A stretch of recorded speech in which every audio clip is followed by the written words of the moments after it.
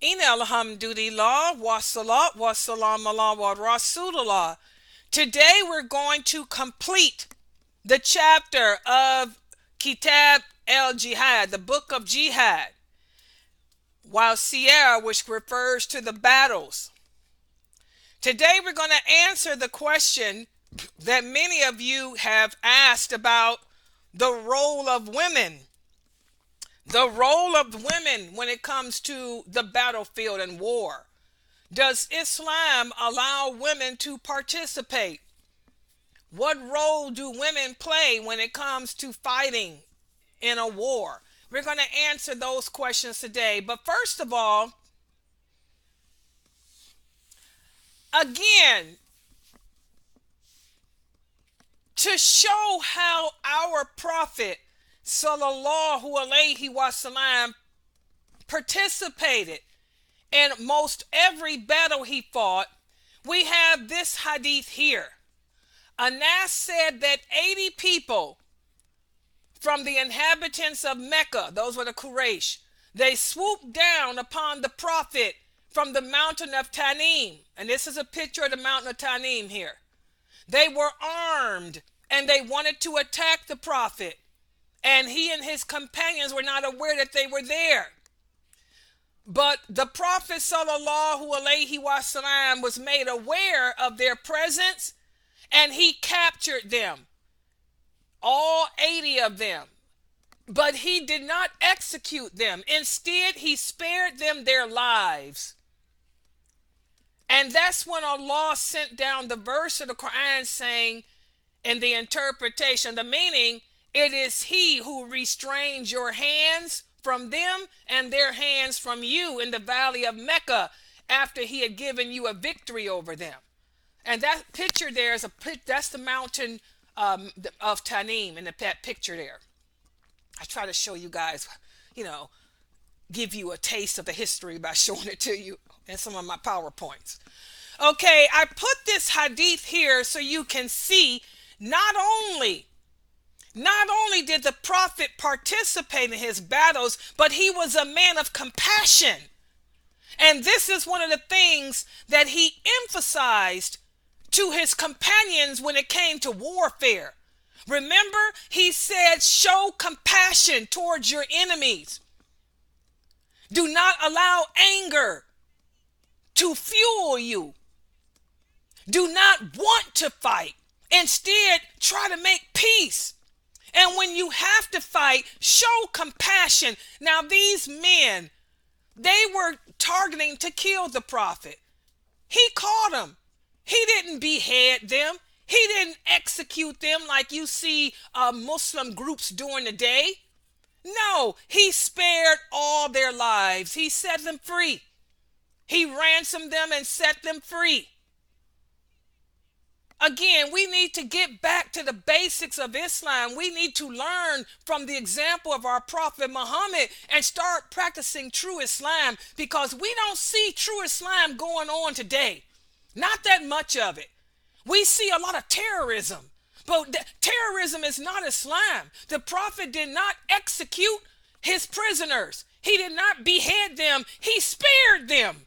He ransomed them and let them free. Something that we need to learn from today.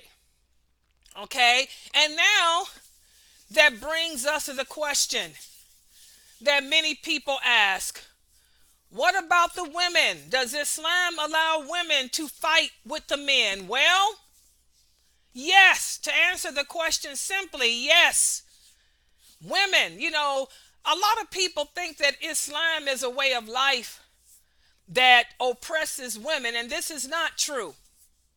Women were granted more rights in Islam than any other religion.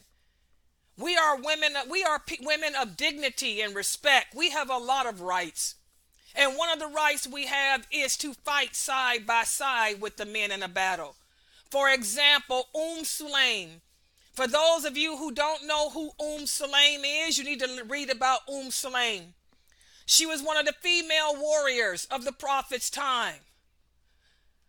For example, on the day of the Battle of Hunain, Sulaim took out a dagger that she had hidden in her possession.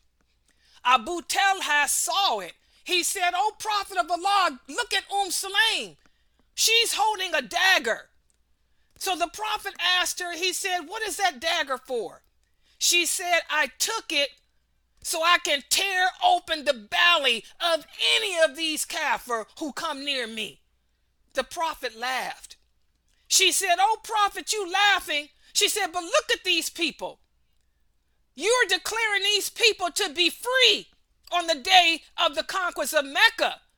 She said, "And they embraced Islam, but I think they embraced Islam because they had no choice but to, because they were defeated." She said, "How can I trust that these men won't try to attack?" She said, "So I'm here with my dagger in case any of these men try to ambush you or any of us." She said, "I'm ready, O Prophet." And the Prophet laughed. He said, "Don't worry." He said, "Don't worry. Allah is looking over everything, Sulaim. And Allah has guaranteed to me that these people, most of them are sincere and they're embracing of Islam. And Allah will protect us." He said, "They're not going to turn on us because Allah has promised me that." He said, "So you can take your dagger and put it up." She put it away but kept it on her person. That shows how she was. So yes, now remember we talked about how after the conquest of Mecca, some of the Ansar, Sulaim was one of the Ansar. Some of the Ansar were questioning the Prophet's loyalty to them because the Quraysh were their family members, were his family members, and they had embraced Islam. Well, a lot of them, like Sulaim, didn't know if they were sincere. She said, "We can't trust these people.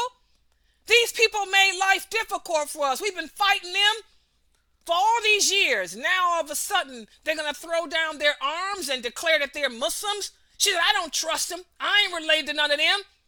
She was ready. But the Prophet assured her, "Don't worry. Allah has assured me that most of them are sincere. Don't worry. Allah is going to protect us. They're not going to ambush us." So that's an example as to how, yes, the Prophet allowed the women to fight side by side with the men. Sulaim fought many battles with them. And here we have another hadith, for example, on the day of the Battle of Uhud. On the day of the Battle of Uhud, some of the people being defeated left the Prophet standing alone on the battlefield. Abu Talha ran out on the field and tried to protect him with a shield. And also, not only did Abu Talha run out to protect him, but the women, including Sulaim, ran out to protect him on the battlefield. And also Aisha, the wife of the Prophet, when they saw the Prophet standing alone on the battlefield because the archers had abandoned their post, it was Sulaim, Aisha, and a few other women, along with Abu Bakr, who ran out on the field to protect him. So that's another example as to how, yes, the women were allowed to participate on the battlefield with the men. Sulaim stood there with her sword and her shield, along with a few other women. One was the aunt of the Prophet. She too was on that battlefield, ready to risk her life, to save his. And also we have the hadith here, whereas Anas said that the Prophet allowed Sulaim and some of the other women of the Ansar to accompany him whenever he went to war. And they would give water to the soldiers. They would also treat the wounded. For those of you who don't know, there was also a hospital attached to the mosque in Medina. And there was a woman named Fatima. She was one of the first female doctors of Islam. She was a doctor. She opened up a hospital that was attached to the mosque in Medina. And whenever the Muslims fought, they would carry the wounded back to her, and she would wound them. She was the one that did one of the first plastic surgeries. One man was brought back from the Battle of Badr. His nose was cut off. She took some gold and made him a nose and sewed it on him. Okay, her name was Fatima. Okay, she was, and for every battle the prophet fought, she would send her nurses, and Aisha was one of the nurses. Aisha worked for Fatima. She was one of Fatima's nurses. Every battle the prophet fought, Fatima would send her women out on that field with the men to fight along with them and also bring them back when they were wounded. For those of you who don't know. So again, our way of life does not oppress women. And for those men out there who think a woman can't be a doctor, you better learn about Fatima. She was one of the great doctors, female doctors. Whenever the people got sick, the prophet would send them to her. That's when he said there's a cure for every illness. Some of the cures Allah has revealed to us, others he has not. When you find yourself sick, he said seek medical advice from a physician. And Fatima Ansari, I think was her name. Fatima Ansari was the physician of the Prophet Muhammad. She was his physician and the physician of all the companions. And they would go to her whenever they were sick. Okay? Little history for you. That's why I love the hadiths. I love learning the hadiths because you're learning the history of Islam. You're learning the life of the companions, the life of the prophet, and you're learning all about rights and everything else. What you can and can't do as a woman, etc. So the women were allowed to participate on the battlefield, and they were given a prize, but not a regular share in the war booty. Okay, the women were given a prize for helping on the battlefield, but they weren't given a regular share in the spoils. For example, we have the hadith here, whereas this is after the prophet had died, a woman named Najda. She wrote a letter to Ibn Abbas. Ibn Abbas is one of the first scholars of Islam. As you guys know, he was raised by the prophet, basically. She wrote a letter to him asking him, she said, tell me, did the prophet allow the women to participate with him on the battlefield? And if he did he pay them a regular share from the war, the spoils of war? And also tell me, did he kill the children of his enemies in war? And also tell me, how long should an orphan be considered an orphan? And finally, tell me, for whom is a fifth part of the war booty given to? So she wrote this letter to Ibn Abbas, and he replied to her. He said, in regards to whether the prophet took women to battle with him, yes, he did. He did take them to battle, and sometimes he fought along with them. They fought side by side with him. Also, the women would treat the wounded. And yes, the women were given a reward from the war booty, but they were not assigned a regular share. And in regards to the children of the enemy, no, the prophet did not kill the children of the enemy, and neither should you or we. He said also, you have written me in regards to the orphan. He said a person remains an orphan as long as he is incapable of taking care of himself. But once he's able to care for himself like a grown-up person, then he is no longer an orphan. He said, and in regards to the spoils of war, the 1/5 of the spoils of war, he said, it is for us. But the tribe of Umayyah have denied it to us. This is back during a different caliph. And back then, the Muslims were fighting against each other. The tribe of Umayyah was denying the 1/5 of the khums to the people, although they were entitled to it. So there you see from this letter, what's so great about it is you see the role of women. Women were allowed to participate in the war on the battlefield. And in fact, many of them fought alongside the prophet, such as Sulaim and a few other women. And also, they were given a prize, but not a regular share. The women were given a prize for participating, but not a regular share. Okay? And that brings us to the next chapter, which addresses how many wars did our prophet fight? And this is a good question, a good trivia question. Now you're going to know the answer. Atiyah, she said, I participated with the Prophet Muhammad in 7 battles. She said, I would stay behind in the camp cooking food for the men and treating the wounded. Atiyah was another woman. Atiyah became a female scholar of Islam, and she was also a warrior of Islam. She, like Sulaim, used to participate in the battles with the Prophet sallallahu alaihi wasallam. So she's saying here that she participated in 7 of those battles. And she used to cook food for the men, and she would tend to the wounded and nurse the sick. Also, another companion said, in regards to how many number of wars did the Prophet engage in, he said the Prophet conducted 19 military campaigns, and he actually fought in 8 of them. So this is the answer. How many minutes, and it's going to be on the quiz tomorrow. How many military campaigns did the Prophet Muhammad partake? He conducted 19 of them. And of those 19 military campaigns, he actually fought in 8 of them. So that's the answer. Remember it for the quiz tomorrow.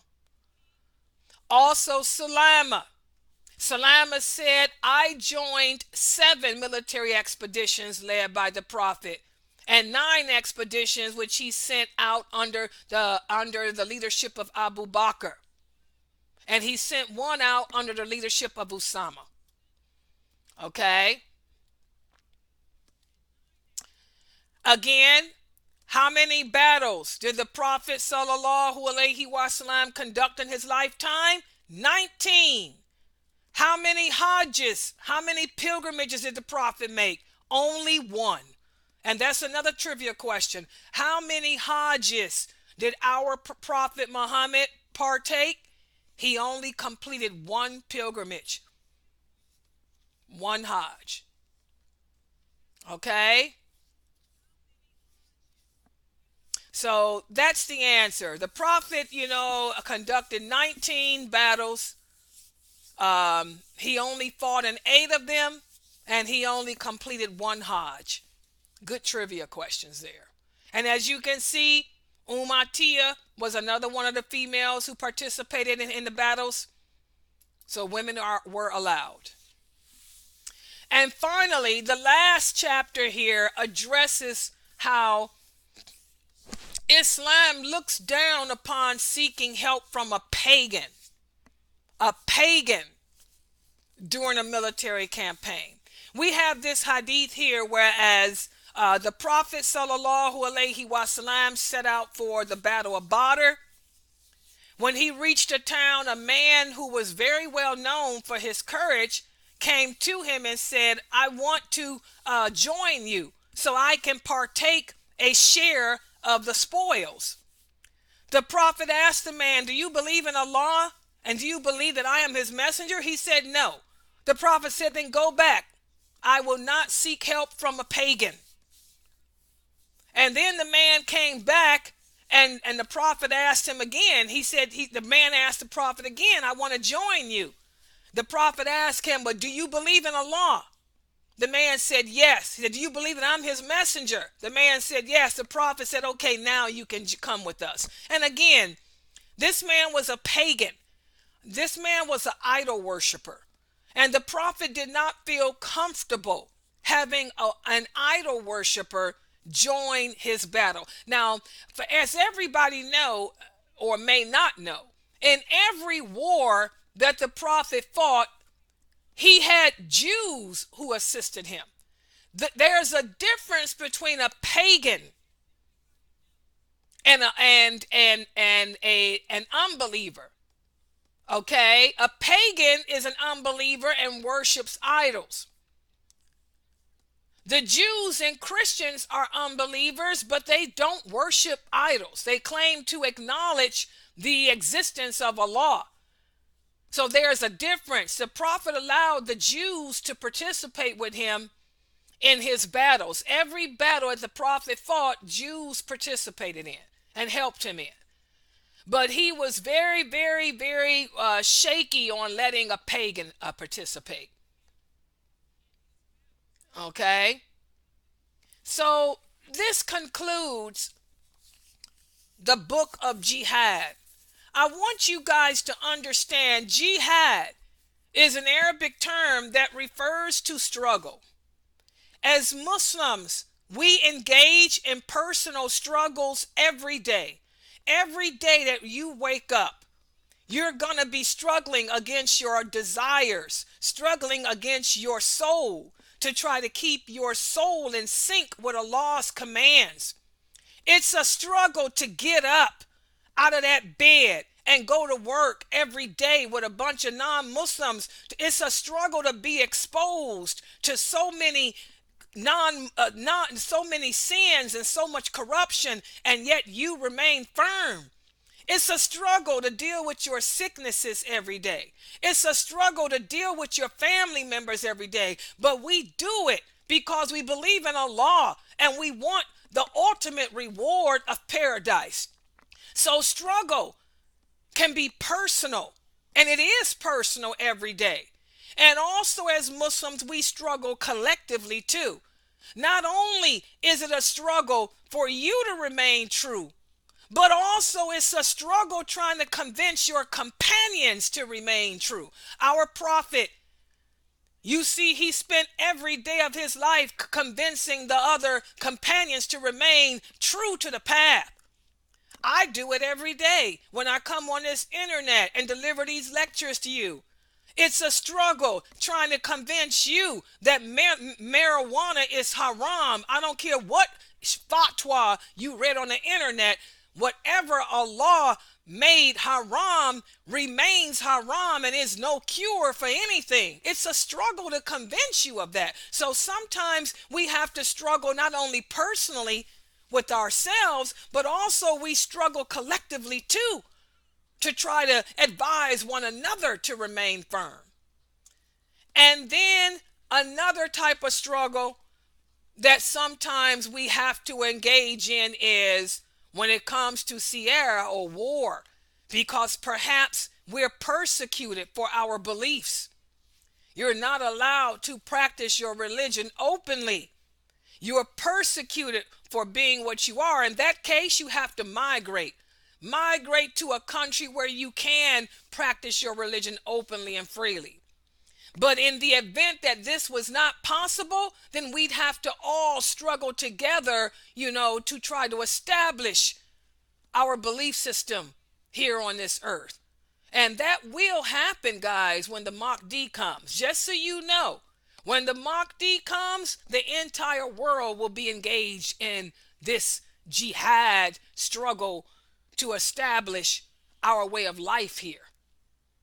So I want you guys to walk away from these hadiths having understood that, and also realize that your problems in life were meant to be. We all have our own tests. We all have our own struggles to endure and to overcome. The question is, will you endure them with patience? Will you endure them without transgressing the limits of Allah? Will you meet your struggles head on without panicking and deal with them through the lawful means that Allah set in place for us? Or will you deal with them through the unlawful means? That's the question. On that note, we'll stop right here for today. Tomorrow, I'm going to give you a quiz to cover what we talked about today. I'm going to make it a final exam to cover what the key points of this whole book on jihad. And then the next day, we'll move on to the next chapter of Sahih Muslim. Please try to spread the word around on Facebook, guys, to the other Muslims. Try to get them to join our classes every night. Okay? We need to learn how to implement Islam into our lives. properly. And also, guys, if you truly enjoy benefiting from us and learning from us here at Sunnahfollowers, please donate to keep our website going. We are a nonprofit organization, and all your donations go to pay our website expenses. You can make a donation through PayPal by going to sunnahfollowers.net/PayPal. /donate PHP, or you can go directly to PayPal and send a donation to Layla at sunnahfollowers.net email. Okay? All right. Subhanaka Allahumma wa bihamdika, ashhadu an la ilaha illa anta astaghfiruka wa atubu ilaik.